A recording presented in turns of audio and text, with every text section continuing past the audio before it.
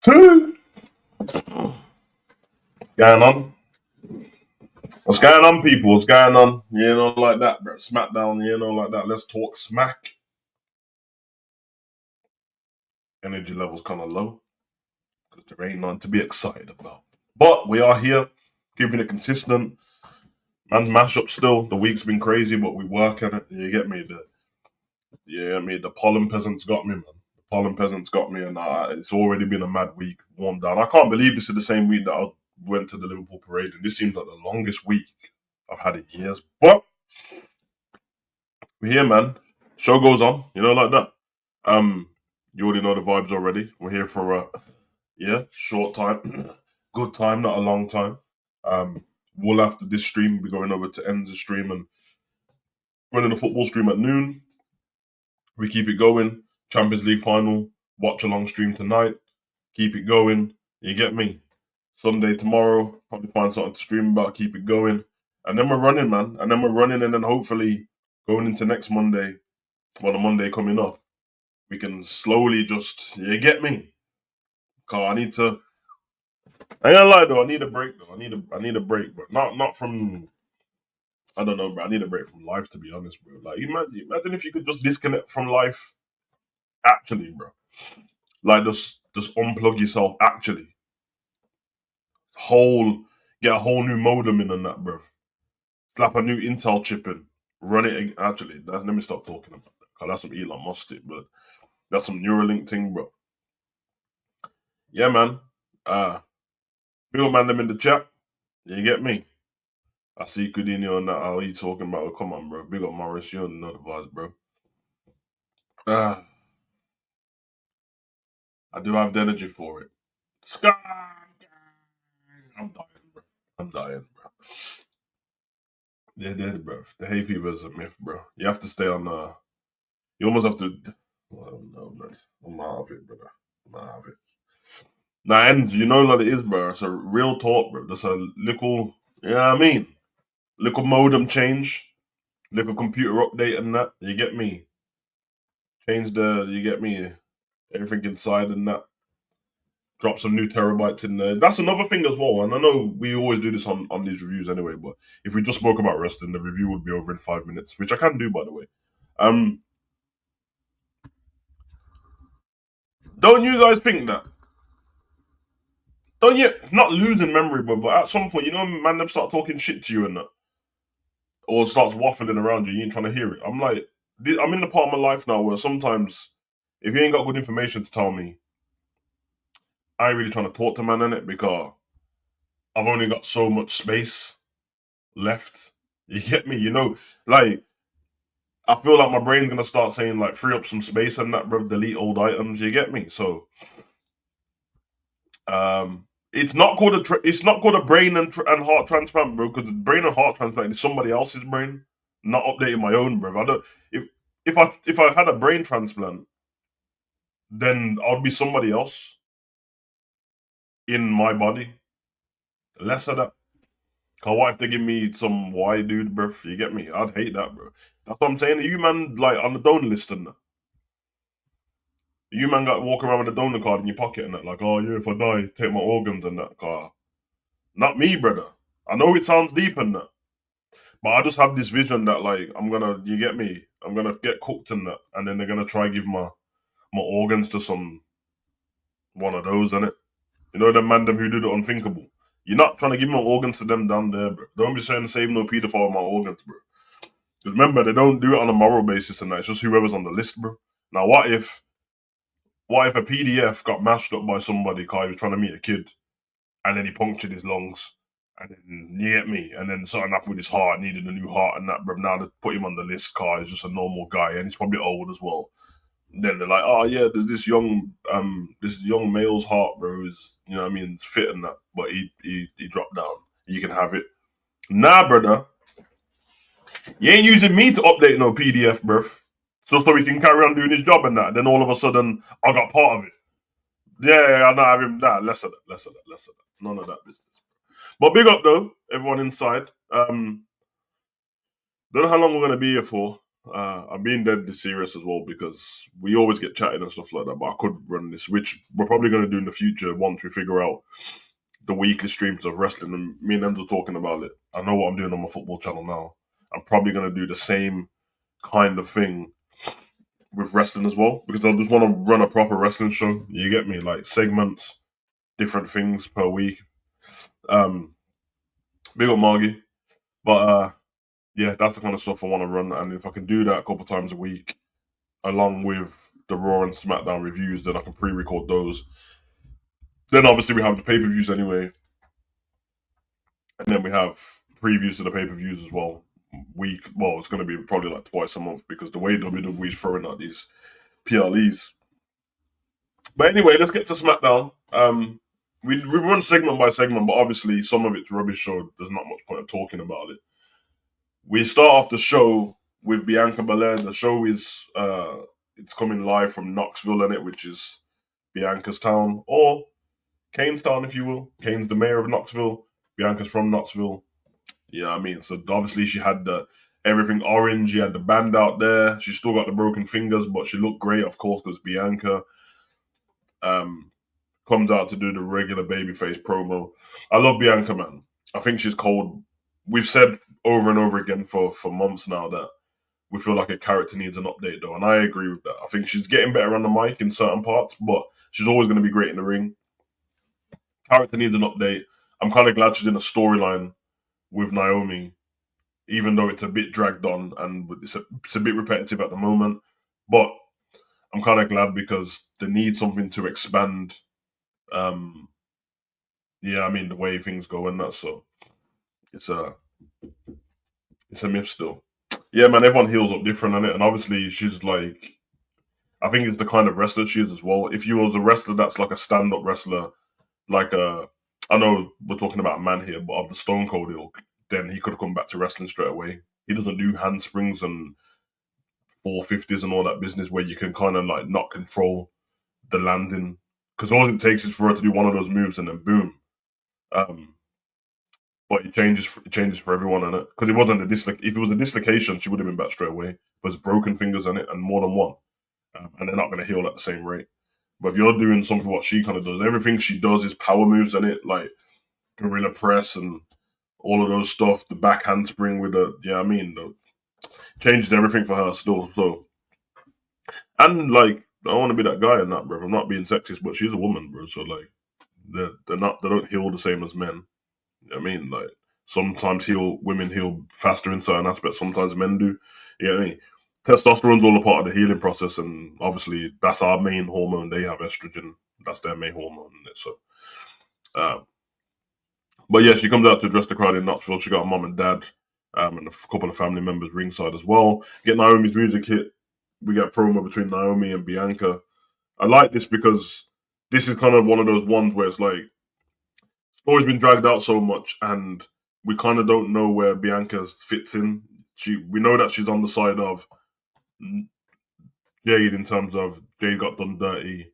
Naomi did what she did. We saw the argument when Naomi first turned heel, and then we saw him on SmackDown the weekend after. So this was good, and I will say, for how bad wrestling is, Naomi in particular has been keeping this story alive, man. Like she really goes to Instagram and Twitter daily to try and just throw a little piece in there. You know what I mean? She'll keep throwing shots at Jade. Now, the only problem I have with Naomi and Jade, which we'll get to, is you just can't see where it's ending. You can't see the end goal in it because, well, I don't know. Is it just the fact that is Jade just doing the on-site thing? Where it's like, listen, after what you did to me on site, every time you're about, I'm coming after you, and it. But then that doesn't really work in the wrestling business because you guys have all got aims and goals in the wrestling business to become WWE champion, and obviously they've had their match already. They had their great WrestleMania. I felt they were really good at WrestleMania together. I like that match, and they've had other moments where they fought in the ring. It feels like they're in the ring with each other every week, to be honest, bro. And what came later on in today's show felt like that as well. But Bianca was kind of saying to Naomi, like, what is there to talk about? Naomi was basically alluding to, like, I want your forgiveness because I've been trying to send you text messages, voicemails, and you ain't got back to me. Even when I landed there, I went to your parents' house. because I couldn't get hold of you. And then everyone was like, she was like, "What do you mean you went to my parents' house?" And then it was funny because I loved it. The camera zoomed to like Bianca's parents, and you would suspect they'll be like, "Yeah, yeah, she did still," but you know what I mean? Well, you wasn't about, but they was looking confused, like, "What? What do you mean you went to my house, bro?" And then Bianca's like, "How did you go to my parents' house?" Like, "Oh, well, I went to your parents' house and they weren't there too, so I just let myself, so I could just let myself in." Yo, I can't lie, bro. That shit fucking killed me, bro. She's just like, "Oh yeah, man, let myself in, bro." You know what I mean? So they went through a couple of your photo albums on the coffee table, and that they reminded me how how happy he was in those pictures, and it reminded me of how happy we were together. And Bianca's just looking at her like mad confused. Do you get me? Um. So yeah, man, I thought that was pretty dope. Um. She kind of just went through like how much she trusted her and all that stuff, and you put our friend for a windshield, and then she's like, "I'm just gonna let you know one thing. I promise you, in it, like, don't mess with my family again." Because it will be nothing compared to what Jade did to you. And then Naomi stopped went to cook Jade, and then Jade's music went off. You get me? Um, Obviously, she came out on an aggressive one, got herself in the ring, and then they started going back and forth with each other. Bianca kind of really didn't do anything. Then she was kind of just standing to the side. This was going into the first match, which I'll be honest, because SmackDown's been so good, I don't really look at the lineup of what matches are coming anymore. Like, sometimes you're on Twitter and then Nick Aldis will tweet whatever the matches are. Didn't really pay attention, so it's kind of crazy. How do you let yourself in someone's house? You can't do those things in this country without being caught for trespassing or burglary. I know, yeah, yeah, yeah, yeah. I wish, yeah, I wish that. I don't mind this segment, by the way. I thought it was actually good, but I do wish that WWE filmed some like ring camera footage of Naomi just in the house. I think that would add. Naomi's like, "What do you mean?" It's like, "You're lying," and it's like, "Oh, you think I'm lying?" And then the parents are like, "No, we're not lying." And then done some Bluetooth thing and got the ring camera up on the screen. You just saw Naomi in the house twerking, and thought that would have been cold still. What the twerking would have been for me, but anyway, we did go on from there to the first match of the night, which was the Money in the Bank qualifying match. Naomi, Jade, and Nia Jax. I have to say this. I have to say this. Am I the only one who feels like I know this isn't the truth, so I'm not against WWE on this one. It's just how it feels, and I think it feels like that because not because there's matches, but because there's segments every week. Am I the only one who feels like Naomi, Jade, and Nia Jax are in the ring together every single week? Like since the whole thing started before WrestleMania, I swear to you, it feels like all three of these lot are in the ring every single week. I don't know if that's because we had Jade versus Nia Jax a couple of times. We had Nia Jax versus Naomi a couple of times. We had Naomi versus Jade a couple of times. We had Naomi. I don't know if that's the reason why it feels like they're always in the ring together, but it means that like there's no intrigue for this kind of match. There's no intrigue because I feel like I see them together all the time, and also we spoke about this last week. Yeah, see, since War Games. We spoke about this last week, or on Monday on Raw. I can't remember what match it was. We was talking about some of the ladies being in the same match or some of the men being in the same match together. I think it was the Seth Rollins match. Yeah, it was Seth, Finn, and Sammy, was it? This feels the same where if you asked me to pick, based on the bigger stars anyway, if you asked me to pick a Money in the Bank match for the finals, all three of these women would be in the final in the Money in the Bank match. But somehow you've managed to use them in a qualifying match for no reason. You even give us a reason why they're fighting each other in a qualifying match. So only one of them go on to that match. Now we get it. Only one person can win the Money in the Bank anyway. But the intrigue of all three of these being in the match would add some levity to it. Now, obviously, I'm probably not expecting Nia Jax to win at this point. She's queen of the ring and she's had the title a few times and stuff like that. She was champion not that long ago before Tiffany beat her. But Jade and Naomi, you don't know what's going on with Jade, but she's built as a superstar anyway. Naomi's the person, obviously we'll get to it one of the days, but that's the person I think should win the Money in the Bank. So yeah, bit of intrigue, and I think both of them being, at least Jade and Naomi being in the match, adds something. It adds something great because I like when they put matches together where there's feuds. We spoke about this with Survivor Series, where yes, we do the 5-on-5 in Survivor Series, but back in the day, it used to be 5-on-5. But these five versus those five, there was stories intertwined in it. You know what I mean? Like this guy like when they had the Bobby Heenan family or something like that. This guy had a problem with that guy. Okay, he's got a problem with him. Okay, and then we'll just build a team off it. I don't really like when they just throw things together for no reason and don't give us a reason for it. But the match was while it was, there was some decent parts in the match, but also there was like slow, like desolate parts of the match as well. I think it's just a mismatch of what was going on. But yeah, my focus at the moment ain't even on the wrestling matches, I'll be honest, because there's only so many wrestling matches you can get. Now, of course, Naomi and Jade look strong in this match because Nia's so big. So when they did a move to her, you get me, it made it seem like, yo, powerhouse business. And obviously they did certain stuff to each other like they did at WrestleMania. Nia looked strong in this match at certain parts. The match did finish with Nia going to give a double bonsai drop. So she piled them up on top of each other to do a bonsai drop. As she went to land, Naomi rolls out the way. She lands on top of Jade. Jade gets squashed. Then Naomi rolls Nia up, which took a while to roll her up, but did in the end. I like the finish. It was a bit slow, but I do like it. Although, when you think about it logically, it doesn't make sense that Naomi rolled Nia up. It would make sense that she keeps Nia out the ring and then rolled Jade up because Jade was the one who got sat on. But I get it. They always want to keep Jade looking strong at it as possible. So while she's building up her character, she can keep that mystique about her. But yeah, man, I wasn't too mad at that still. Like for how bad everything's been, I wasn't too mad at it. I think the right person won. You know what I mean? Um, we saw backstage segment between Solo, Corn on the Cob, and Jacob Fatu backstage talking about sticking to the game plan. Because Solo wants Jacob to qualify for the Money in the Bank match. They run into R-Truth. He's talking to little Jimmy. Come on, bro. Someone been watching the channel, but we spoke about this little Jimmy thing already. He's Truth said that he's never seen Corn on the Cob a day in his life, and he asked Solo if it was his son. Calls him Husky. I don't know why that's funny. It's so stupid, bro. But he actually asked him, he's like, yo, I never seen you in a day of my life, bro. Is that your son and that, bro? Like, that's crazy stuff. Like, at least you can teach him stuff in the ring. Yeah, man. He said he said he's thick boned, and then he just walks away. Thick boned is crazy. Born up, bro. But yeah, they kind of alluded to Jake Fatu. You knew he was gonna say this anyway, that he wants to run stuff himself and like he doesn't need any help.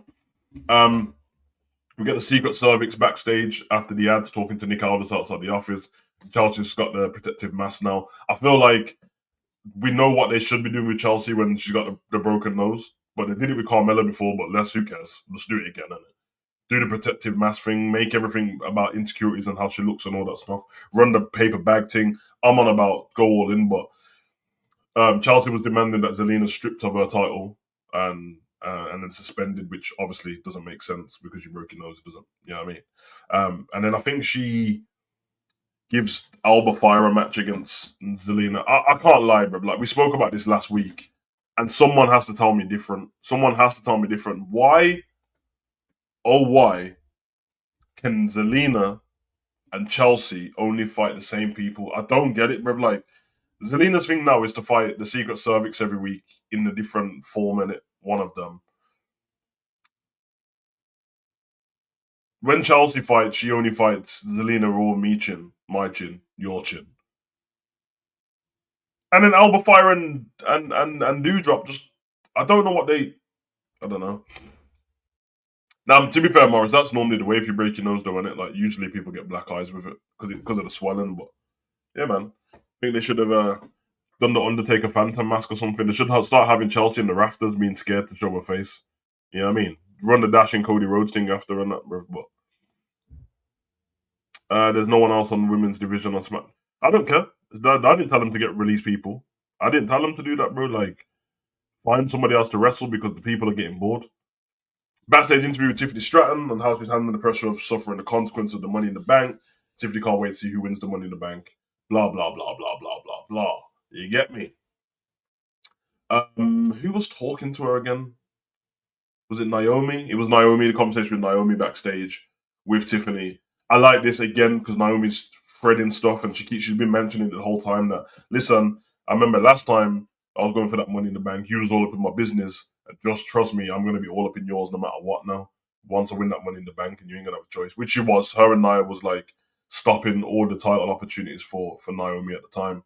Naomi leaves, and then Alexa Bliss just appears, and then she starts like, "Oh, you shouldn't worry about Tiffany's all like, oh, that's cool." She's like, "No, you should be worrying about me." We get it. You know what I mean?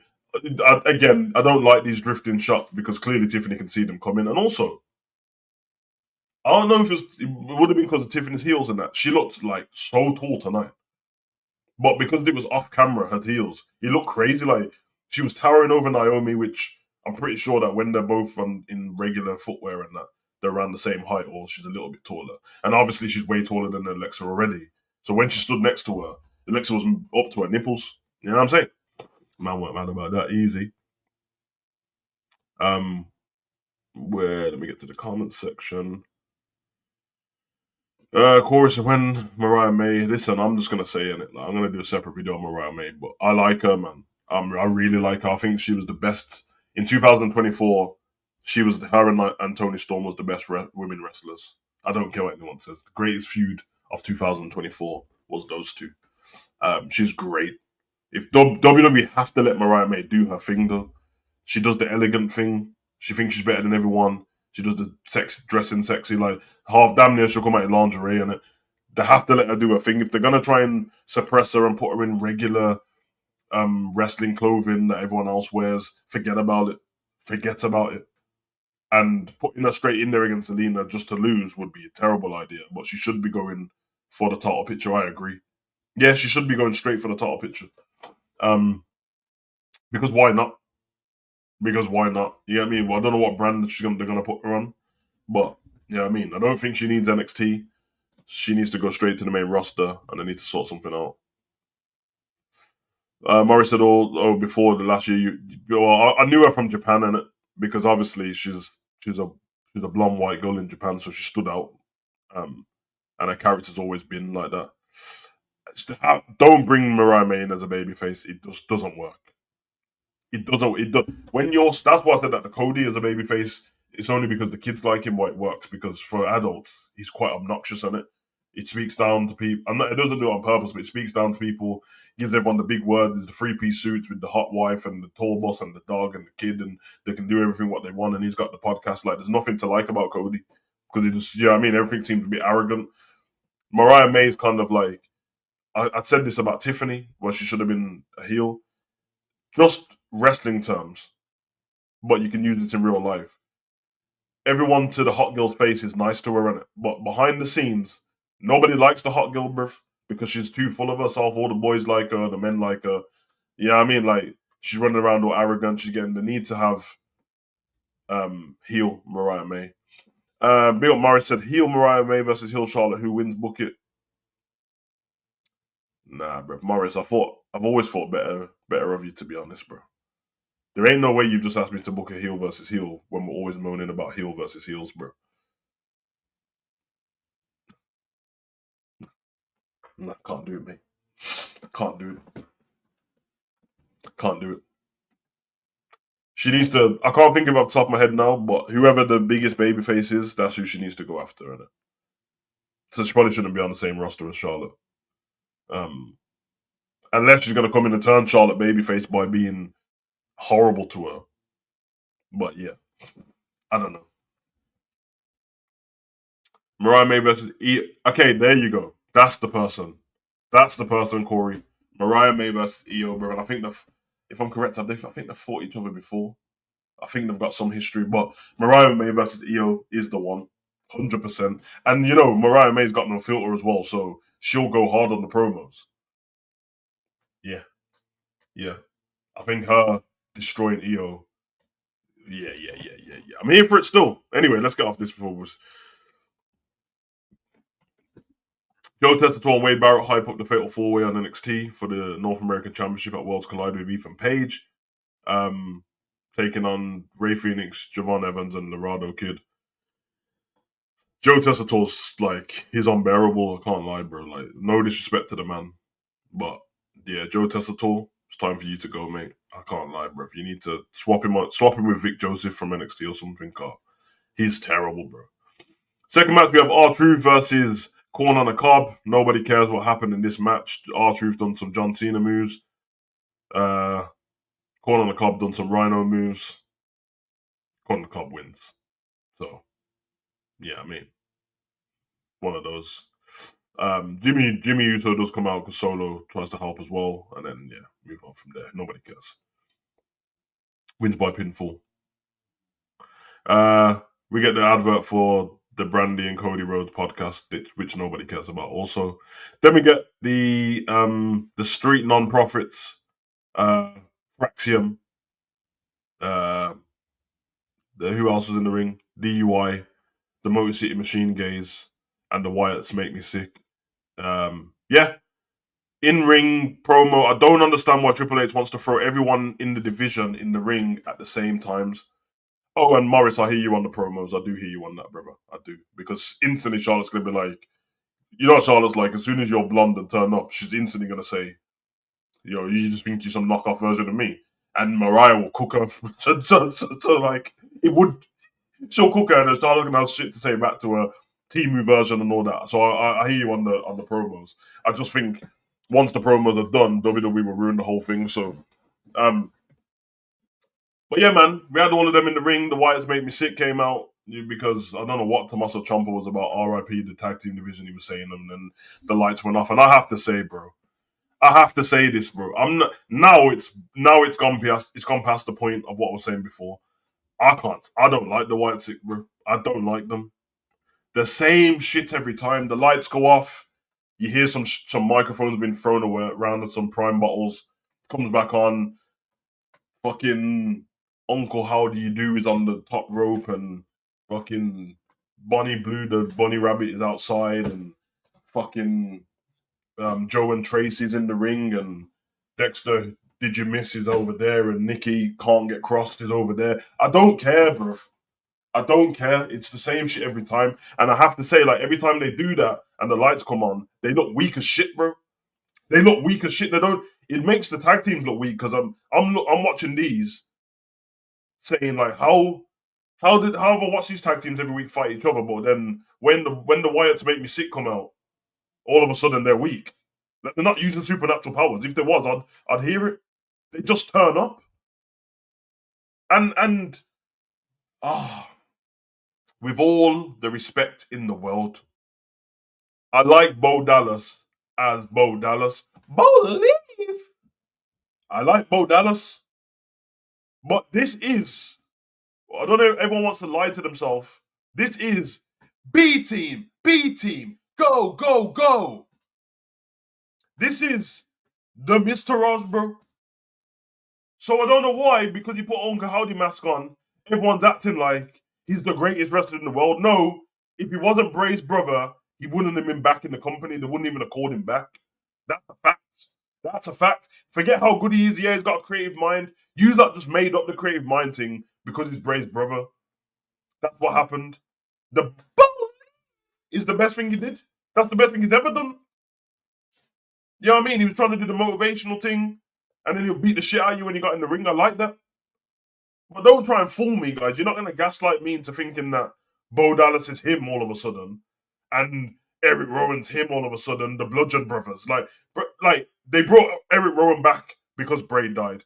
They brought Bo Dallas back because Bray died, and the rest of them don't even have a connection to Bray, so they just threw them in there, bruv. Nikki, I couldn't give a toss. No one cares, bro. Joe and Tracy, NXT. You get me? Dexter, who missed?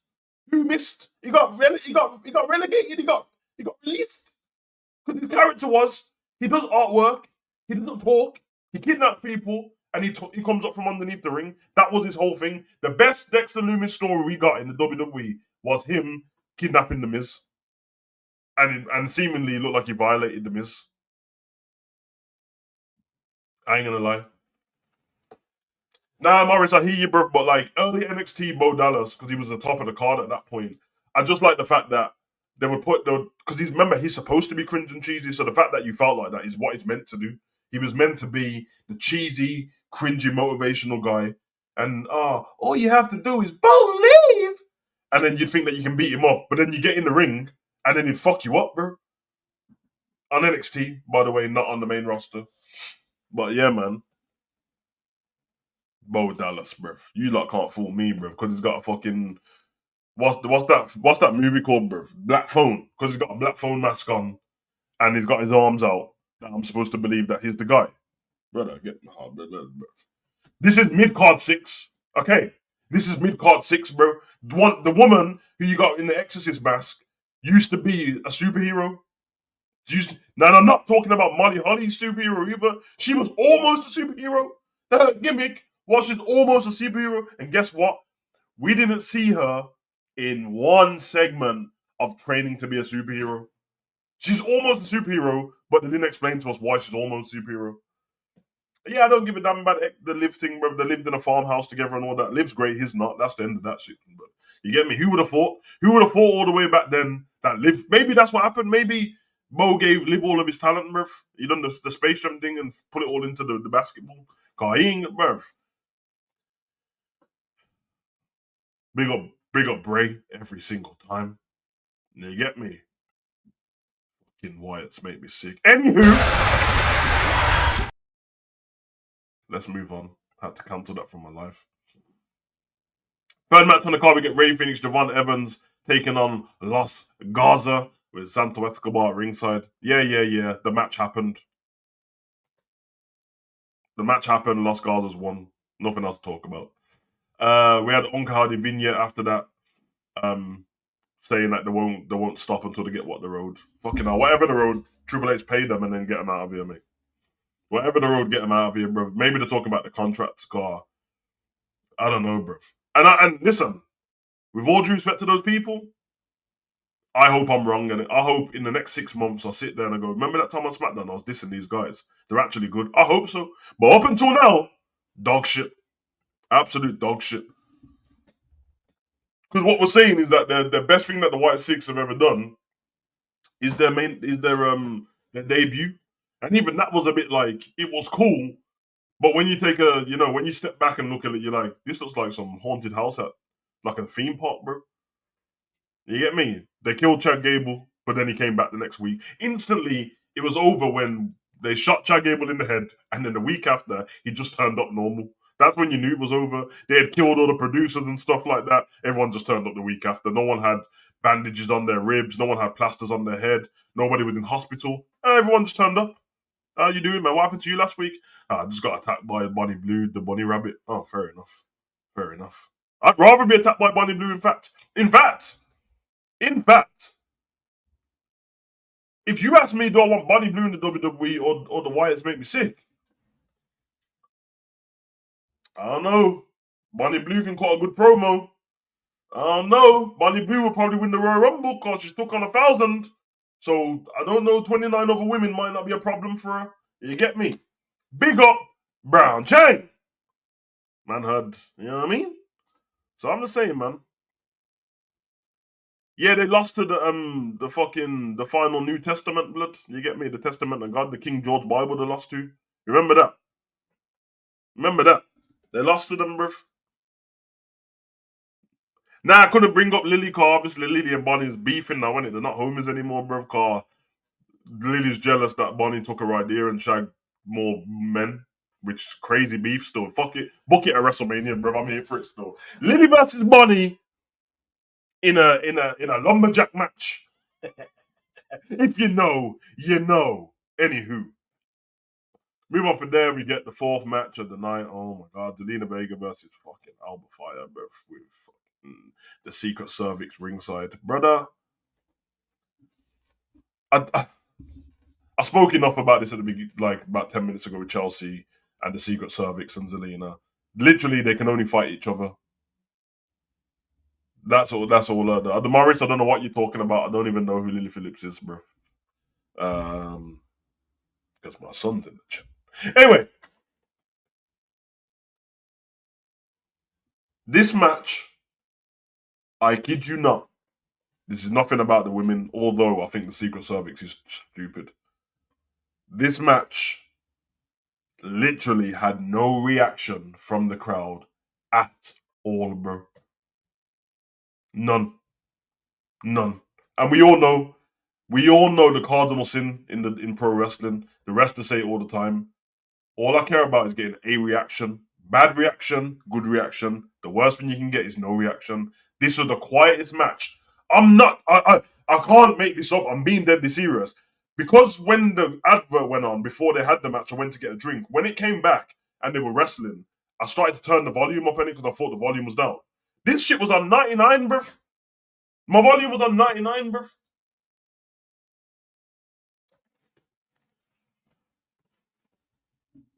Oh, this is trash, man. Even Delina went to give her code red and that, bro. Like seriously, is Nick out? It's not kayfabe, by the way, but they made Nick Aldis stupid because every single week on solo and solo side and that solo's going to get involved in a match, and every single week Secret Cervix is going to get involved in a match. So why not ban him from ringside for a match, man? I don't get it, bro.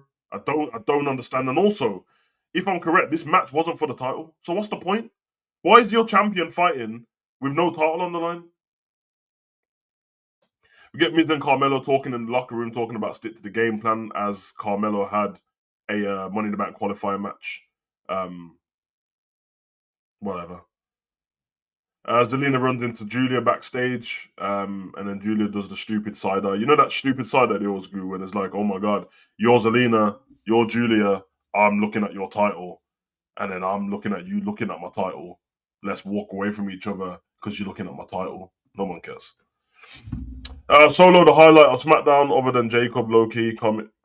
Solo's hilarious, bro. You know when he did the when R-Truth tried to pick up corn on the cob for the AA and he fell, and then Solo started doing the chicken knees and that. Solo's hilarious, bro.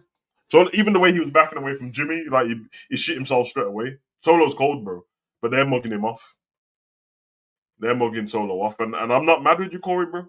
I think him having the Money in the Bank probably elevates him. Although we know what WWE would do, they'd have him try and cash in on Jacob for the US title, which would be a terrible idea. But you know that's what they'd have him do. We get a Julia promo that nobody cares about. We have a Damon Priest promo that nobody cares about in the middle of the ring because I am, and it's not just a quote anymore. I am El Campeon Wepa. You're not El Campeon though, are you, bro? You haven't been El Campeon since like SummerSlam last year. So I'm closest to SummerSlam this year, bro. You ain't been El Campeon since August last year, bro. The 8th month of the year last year. We're in the 5th month of the year now, and tomorrow we're in the 6th month of the year, which means you ain't been El Campeon for 10 months, bro. If my maths is correct. If my maths ain't correct, fuck it, bro. I already finished school, bro. That's what calculators are for. But hey, listen, El Campeon Wepa. All right, man.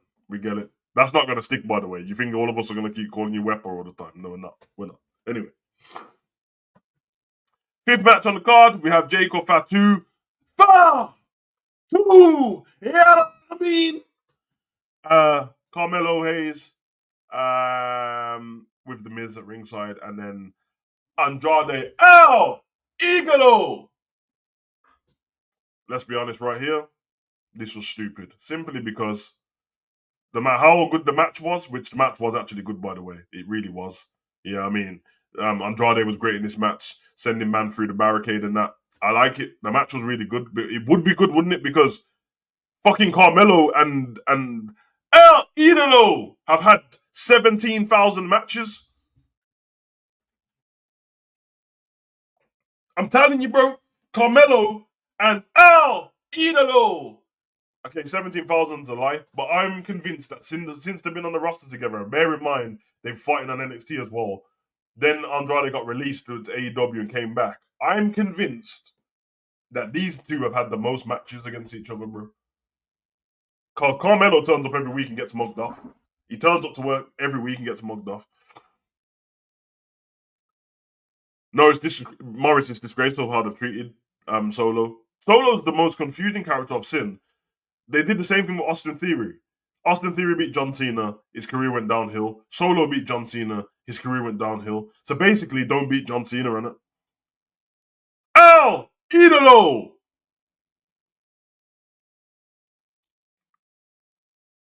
El Campeón, wepa. Good match.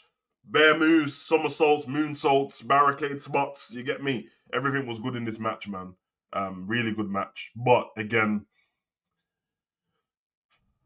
the only shocking thing about this match to me was that El Idolo can't stop doing that. That he won. That's the only shocking thing because they treated Andrade like cannon fodder since he's been back, bro. Like